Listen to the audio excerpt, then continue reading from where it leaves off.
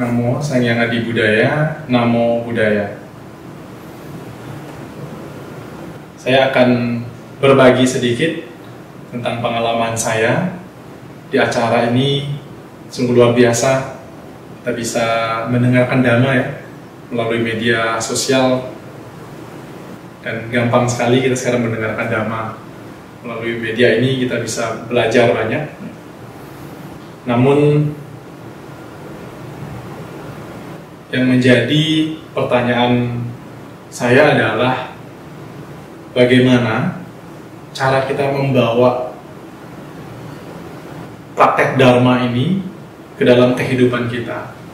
Jadi saya juga ingin memberikan sebuah pertanyaan untuk teman-teman, bagaimana cara membawa Dharma pulang ke rumah.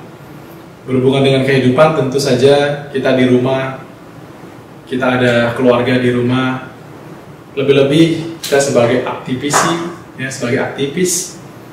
saya juga sebagai anggota Pandita Budayana, memiliki kesibukan, juga memiliki keluarga di rumah. Terkadang kita hanya sampai pada kegiatan kita di wihara, hanya sampai pada kegiatan sosial kita.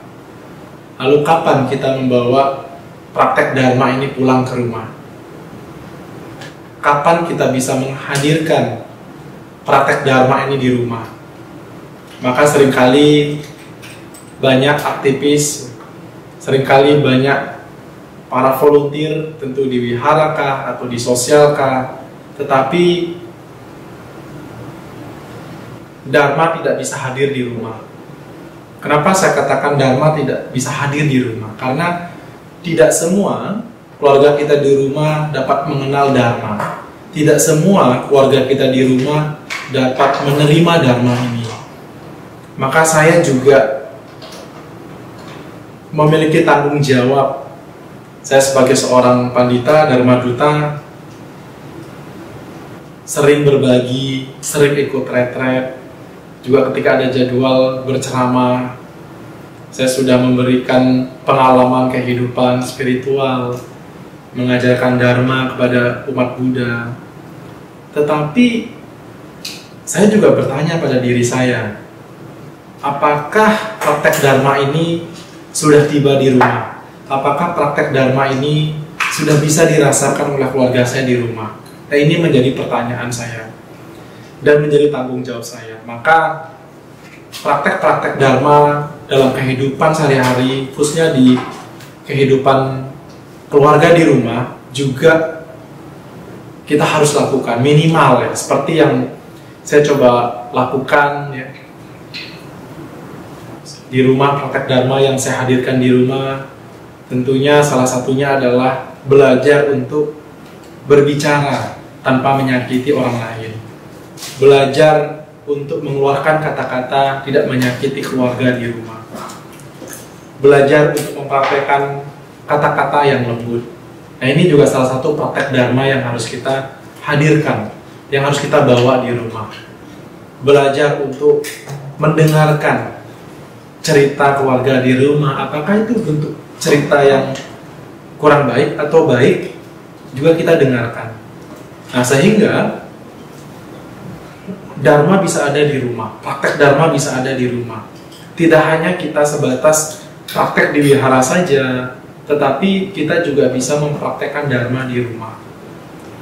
Praktek yang kecil juga sederhana, seperti misalnya mengajarkan kepada anak-anak kita, mengajarkan kepada keluarga kita di rumah bahwa praktek sila yang pertama misalnya, menjunjung tinggi kehidupan, menghargai kehidupan. Nah, jadi kita bisa praktek di rumah. Hari ini adalah hari Uposatha misalnya. Hari ini adalah hari Ceit Capgo. Jadi ayo kita mau vegetarian. Ayo hari ini kita belajar untuk menghargai kehidupan. Belajar untuk menjunjung tinggi kehidupan. Dengan cara apa? Dengan cara tidak mengkonsumsi makanan atau barang hasil dari pembunuhan, hasil dari kekerasan, hasil dari penyiksaan. Itu saja ya, sederhana yang kita lakukan di rumah sehingga Dharma ini benar-benar bisa hadir di rumah. Dharma ini benar-benar dirasakan oleh keluarga di rumah. Ya, jangan sampai ketika anak kita di rumah atau istri kita di rumah, wah ini papa saya ya seorang aktivis, seorang volunteer di wihara, tetapi kok di rumah misalnya ucapannya tidak terkendali, atau kok sering berantem sih papa saya di rumah, kok sering berantem, pagi berantem atau enggak malam berantem gitu ya. Lalu apa yang mereka bawa dari praktek di wihara? Apa yang mereka pelajari selama ini? Nah ini terkadang pertanyaan dari keluarga kita di rumah, pertanyaan dari anak kita di rumah ya. Jadi bagaimana cara kita membawa Dharma pulang ke rumah? Yaitu dengan cara kita menghadirkan energi-energi yang positif ya, seperti praktek ya sederhana tadi, berbicara tanpa menyakiti orang gitu ya. Lalu ada praktek-praktek seperti meditasi juga sama ya, kita bisa mengajarkan meditasi singkat sederhana di rumah ya, dengan cara itu ya. Jadi teman-teman, mari ya kita bisa untuk mempraktekkan ajaran ini, meresapi ajaran Buddha ini, sehingga kita juga bisa menghadirkan kebahagiaan di rumah, menghadirkan keharmonisan di rumah, sehingga kita menjadi orang yang punya rasa syukur, punya rasa terima kasih kepada guru Buddha kita yang telah membawa ajaran ini yang begitu indahnya ya. Terima kasih pada teman-teman yang mendengarkan acara ini ya, acara Sadhu ya, yang telah disiarkan baik dari media sosial YouTube ya, Instagram, TikTok ya. Terima kasih teman-teman yang sudah mendengar.